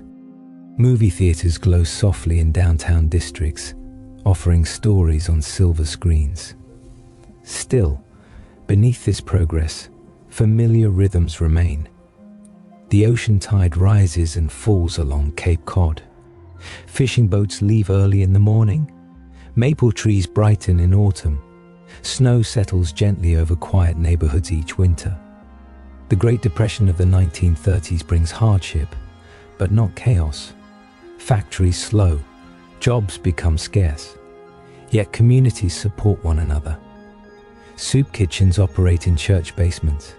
Neighbors share what they can. Public works projects create bridges, roads and buildings that still stand today. Patience and resilience guide daily life. During the Second World War, Massachusetts once again contributes to national effort. Shipyards operate along the coast. Universities conduct research. Young men and women serve far from home. When peace returns, a new era begins. Suburbs expand beyond city centers. Small houses line newly built streets. Families plant gardens in tidy yards. Children ride bicycles along sidewalks in the evening light. Industry shifts again. Manufacturing remains important, but education and research grow even more central. Universities become centers of science and technology. Laboratories quietly develop innovations in medicine, engineering, and computing. The character of Massachusetts begins to blend history with modern thought. Old brick buildings remain, but inside them are classrooms, offices, and research spaces filled with new ideas. The past stands beside the future. By the late 20th century, the economy changes once more. High-technology industries emerge around Boston and Cambridge. The area becomes known for innovation in computers, biotechnology, and healthcare. Small startups grow into global companies. Yet even with these advancements, life retains a certain steadiness. Morning commuters ride trains into the city. Students gather in campus courtyards. Tourists walk the Freedom Trail, tracing steps of earlier centuries. Cape Cod remains a place of quiet beaches and lighthouses. The Berkshires offer wooded hills and gentle streams. Fishing villages continue along the North Shore. Massachusetts carries its layers of history calmly. Colonial meeting houses, industrial brick mills, modern research centers. Each era leaves its mark, but none fully erases what came before. The 21st century brings new challenges and new connections. Digital technology links homes and businesses instantly to the world. Healthcare institutions provide advanced treatment. Universities attract students from across the globe. Boston's skyline rises higher, yet its historic streets remain narrow and winding. Old and new exist together. On a single walk through the city, you might pass a centuries-old church, a 19th century brownstone, and a glass office tower reflecting the sky. Through all transformation, the land itself remains constant. The Atlantic wind still carries a cool salt scent. Leaves still turn brilliant red and gold in autumn. Snow still blankets towns in quiet winter silence. Modern Massachusetts is not separate from its past. It is built gently upon it. From small colonial villages to industrial rivers to cities of research and learning, the journey has been steady and layered, and as evening falls over Boston Harbor, lights shimmer across the water. Ferries move quietly. The hum of traffic softens as night deepens. Beyond the city, forests stand calm. Waves roll softly along the cape. The hills of western Massachusetts rest beneath starlight. Transformation continues, but always within the steady rhythm of seasons and community. You can let your thoughts drift now, across centuries of quiet change, and rest in the calm understanding that Massachusetts, like the tide, has moved forward gently, again and again, until it settles into the peaceful present. 9. Cultural identity. Take a slow breath in and allow it to leave gently. As Massachusetts moves further into the modern age, beyond the great waves of industry and innovation, something quieter continues to grow. It is not made of brick or steel, nor powered by rivers or electricity. It is shaped by memory, by tradition, and by the shared rhythms of everyday life. This is the gradual forming of cultural identity.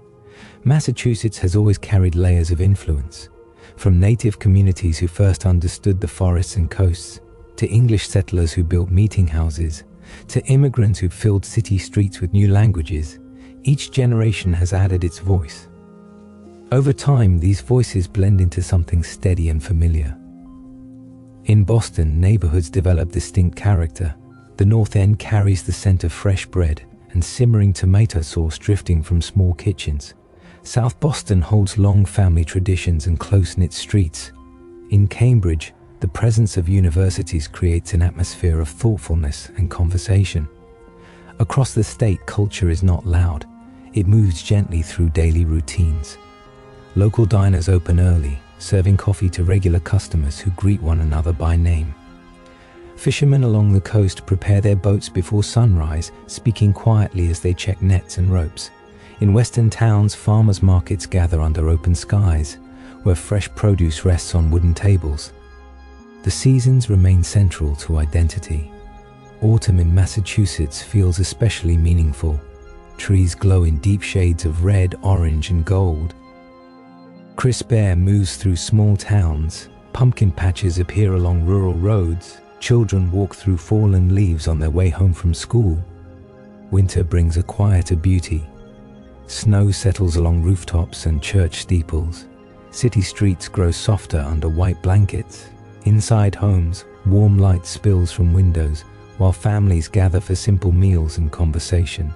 Spring arrives slowly but surely. Flowers bloom in public gardens. The Boston Marathon traces its long path through cheering neighborhoods each April, blending endurance with community spirit. Spectators line the streets not with urgency, but with encouragement. Summer stretches along the coastline, beaches fill with families. Lighthouses stand calmly against blue skies. On Cape Cod and Martha's Vineyard, visitors and residents alike move at an unhurried pace, walking along sandy shores as waves roll in and out. Education continues to shape culture deeply. Schools and universities do more than teach subjects. They host debates, lectures, performances, and research. Ideas move quietly between classrooms and coffee shops. Bookstores remain gathering places. Libraries offer calm corners for reflection. Massachusetts also holds a strong literary tradition. Writers once walked its forests and shorelines, finding inspiration in nature and community. Their words still echo in classrooms and quiet reading rooms. Poetry and essays continue to be written, adding new layers to old themes. Sports become another shared language. Baseball games at Fenway Park unfold under bright stadium lights. The rhythm of innings and cheers becomes part of summer evenings. Basketball and football bring communities together in living rooms and local bars, where conversations flow as steadily as the games themselves. Yet even in moments of celebration, there is often a thoughtful tone. Massachusetts carries a reputation for reflection, for debate, for careful consideration of social questions. Town halls remain active, public discussions are common. Change often arrives through conversation rather than sudden action. In recent decades, diversity has continued to grow. Communities from Latin America, Asia, Africa, and the Caribbean add new traditions. Festivals celebrate cultural heritage with music, dance, and food. Streets once defined by a single language now carry many. Markets offer spices from around the world. School classrooms reflect a global population. Yet the shared experience of living through New England winters and coastal summers brings a quiet unity. Historic preservation also becomes part of identity. Old buildings are carefully maintained. Cobblestone streets remain intact. Museums preserve artifacts from colonial times, the Revolutionary era, and the Industrial Age. Visitors walk through these spaces slowly, absorbing the weight of time. The Freedom Trail in Boston winds gently through the city, linking sites of early American history. Tourists follow its red line not with urgency, but with curiosity. In small towns, local historical societies gather photographs and letters, keeping memories alive for future generations. Meanwhile, innovation continues quietly in laboratories and offices. Biotechnology companies research new treatments. Technology firms develop software and devices that connect people across continents. Yet many of these modern efforts take place inside old brick buildings, blending past and present seamlessly. Art and music also find space. Local theaters host performances. Musicians play in subway stations and small venues. Museums display both classical paintings and contemporary works. Creativity flows steadily, often without great noise. Throughout all of this, there remains a certain steadiness. Morning commuters board trains into Boston. Students hurry across campus lawns. Families gather for Sunday dinners. Neighbors shovel snow from sidewalks together after winter storms. Cultural identity is not built in a single moment. It forms gradually through shared experiences repeated year after year, through weather endured together, through traditions passed from parent to child, through stories told again at family tables. Massachusetts becomes known for its balance of intellect and practicality. It values education and hard work. It respects history while exploring innovation. It moves forward, but rarely forgets where it has been. And as evening falls across the state once more, lights shimmer in city windows. Along the coast, waves continue their steady rhythm. In quiet rural towns, stars shine clearly above darkened fields. Cultural identity rests not in grand monuments alone, but in everyday life, in the sound of footsteps on brick sidewalks, in the smell of ocean air drifting inland, in the turning of leaves each autumn. The story of Massachusetts is no longer only about settlement, revolution, or industry. It is about people living gently within a landscape shaped by centuries. And as night deepens, everything feels connected. Past and present, city and countryside, tradition and change. You can let your thoughts settle softly now, like evening fog rolling over the harbor, and rest in the quiet, steady rhythm of cultural identity. 10. Present day, Part 1. Take a slow breath in and gently release it. Now we arrive in the present day. Massachusetts, after centuries of quiet evolution, stands as a place where past and present live side by side. Nothing feels rushed. Nothing feels disconnected. The layers of time rest calmly upon one another. In Boston, morning begins with soft light reflecting off glass towers and old brick buildings alike. Commuter trains move steadily along their tracks. Ferries cross the harbor in smooth lines cutting through calm water. People step out of townhouses and apartment buildings, coffee cups warming their hands against cool Atlantic air.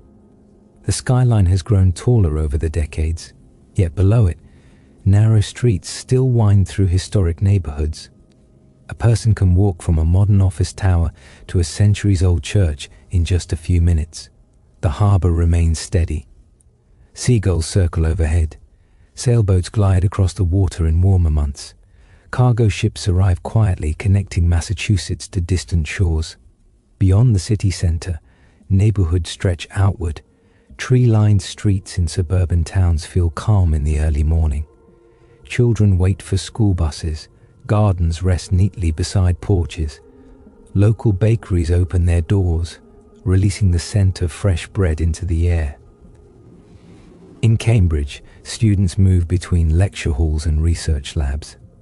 Conversations about science, philosophy, and technology drift across campus lawns.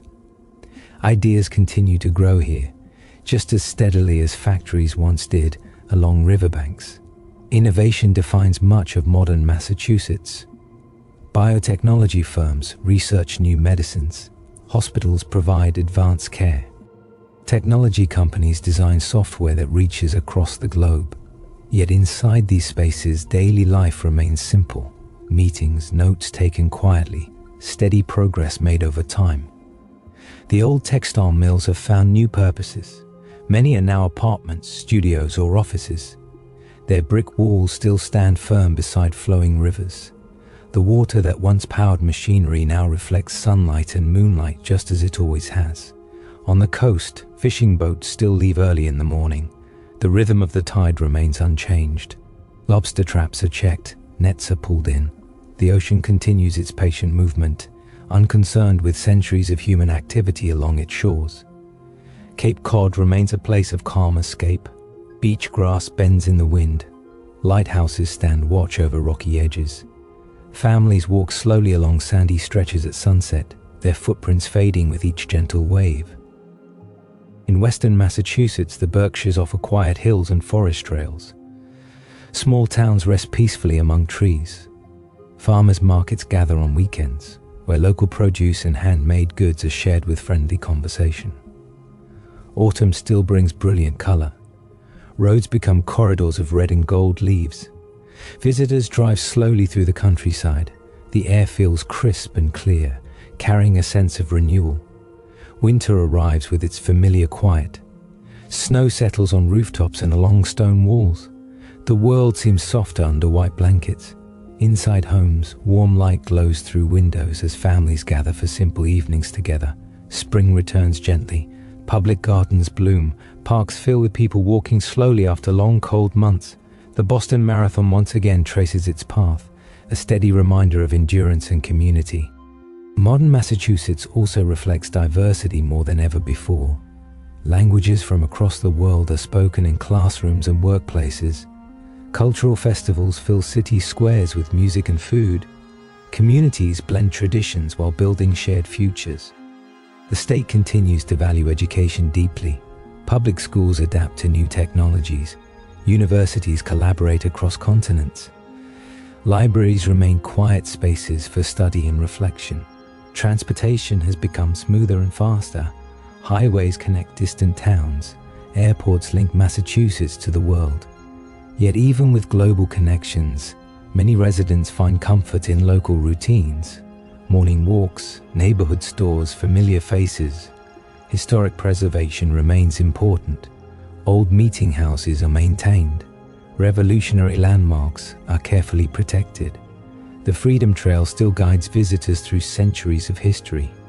Massachusetts does not abandon its past. It carries it forward gently. Climate and environment have become part of modern conversation as well.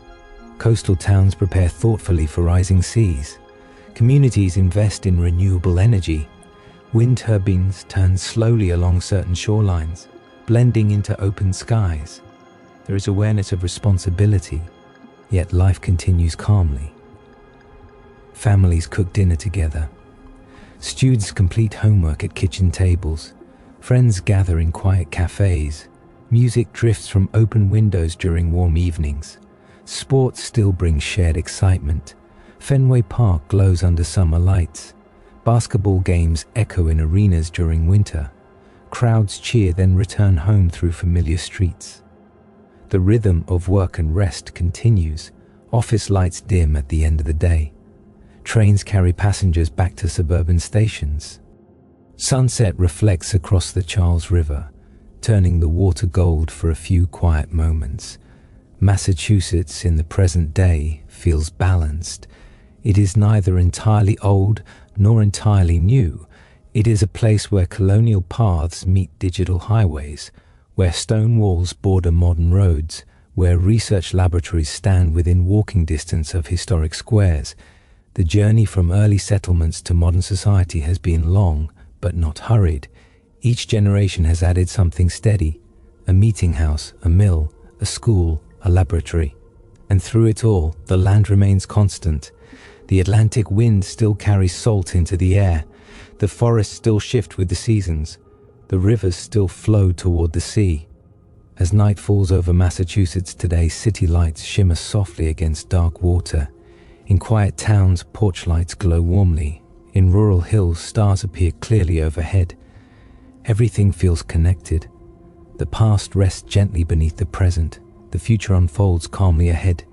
You can imagine standing along the harbor at dusk, watching the tide move slowly in and out, knowing that centuries have passed, yet the rhythm remains steady. And as the state settles into another peaceful night, you too can settle. Let your thoughts drift across forests, rivers, and city lights. Let the long history of Massachusetts fade softly into stillness, and rest in the quiet comfort of the present day. Take a slow breath in and let it go gently. As we remain in the present day, Massachusetts continues its quiet balance between motion and stillness. Technology moves quickly, but daily life still unfolds at a human pace. In the early morning, the Charles River reflects joggers moving along its paths. Rowing teams glide across smooth water in steady rhythm. Office buildings begin to glow from within as lights switch on, one floor at a time. Hospitals and research centers hum softly with purpose. Doctors make careful rounds. Scientists study data beneath bright laboratory lights. Breakthroughs do not happen with loud celebration, but through patient repetition, experiment after experiment, note after note. In neighborhoods across Boston, Worcester, Springfield, and smaller towns in between, life feels grounded. Corner stores greet regular customers. Local cafes fill with quiet conversation. Public parks host families in the afternoon light. Children's laughter echoes briefly, then fades into evening calm. Public transportation continues its steady flow. Subway trains move beneath the city. Buses follow familiar routes. Commuters scroll through news, listen to music, or simply look out the window as streets pass by. Higher education remains a steady heartbeat. Students arrive from across the world, carrying different languages and dreams. They walk through historic gates and modern science buildings alike. Friendships form in dorm rooms and libraries. Ideas are debated respectfully in classrooms. At the same time, Massachusetts faces modern challenges thoughtfully. Housing grows more expensive in certain areas. Traffic can slow the day. Coastal communities watch the ocean carefully, aware of rising tides and changing weather patterns. But solutions are discussed calmly in town halls, city councils, research labs, and community meetings. Renewable energy projects expand. Offshore wind turbines turn slowly beyond the horizon. Solar panels rest quietly on rooftops. The state works toward balancing growth with preservation. Historic towns continue protecting their character. In places like Salem, Concord, and Plymouth, cobblestone paths remain intact. Visitors walk slowly through museums and along harbor docks. History feels present, not distant. Meanwhile, art and creativity thrive in subtle ways. Murals brighten brick walls in city neighborhoods. Independent bookstores host evening readings. Musicians perform in small venues where the audience sits close enough to hear every note clearly. Sports seasons continue their steady cycle. Spring baseball, autumn football, winter basketball, and hockey. Crowds gather, cheer, then return home under cool night skies. Food culture grows richer each year. Seafood restaurants serve fresh catch from nearby waters. International cuisine reflects the many communities now calling Massachusetts home. Farmers markets still offer local produce beneath open tents on weekend mornings. Through it all, the seasons remain the most reliable guide. Autumn paints the landscape brilliantly. Winter quiets it under snow. Spring softens it with rain and blossoms. Summer warms beaches and city parks alike. Even in a digital age, these natural rhythms ground everything. As evening settles over the present-day state, office buildings empty gradually, trains carry workers home, streetlights flicker on one by one, the harbour grows reflective again. Across the water, city lights shimmer gently. In the distance, the hum of traffic softens into background stillness. In suburban neighbourhoods, porch lights glow warmly.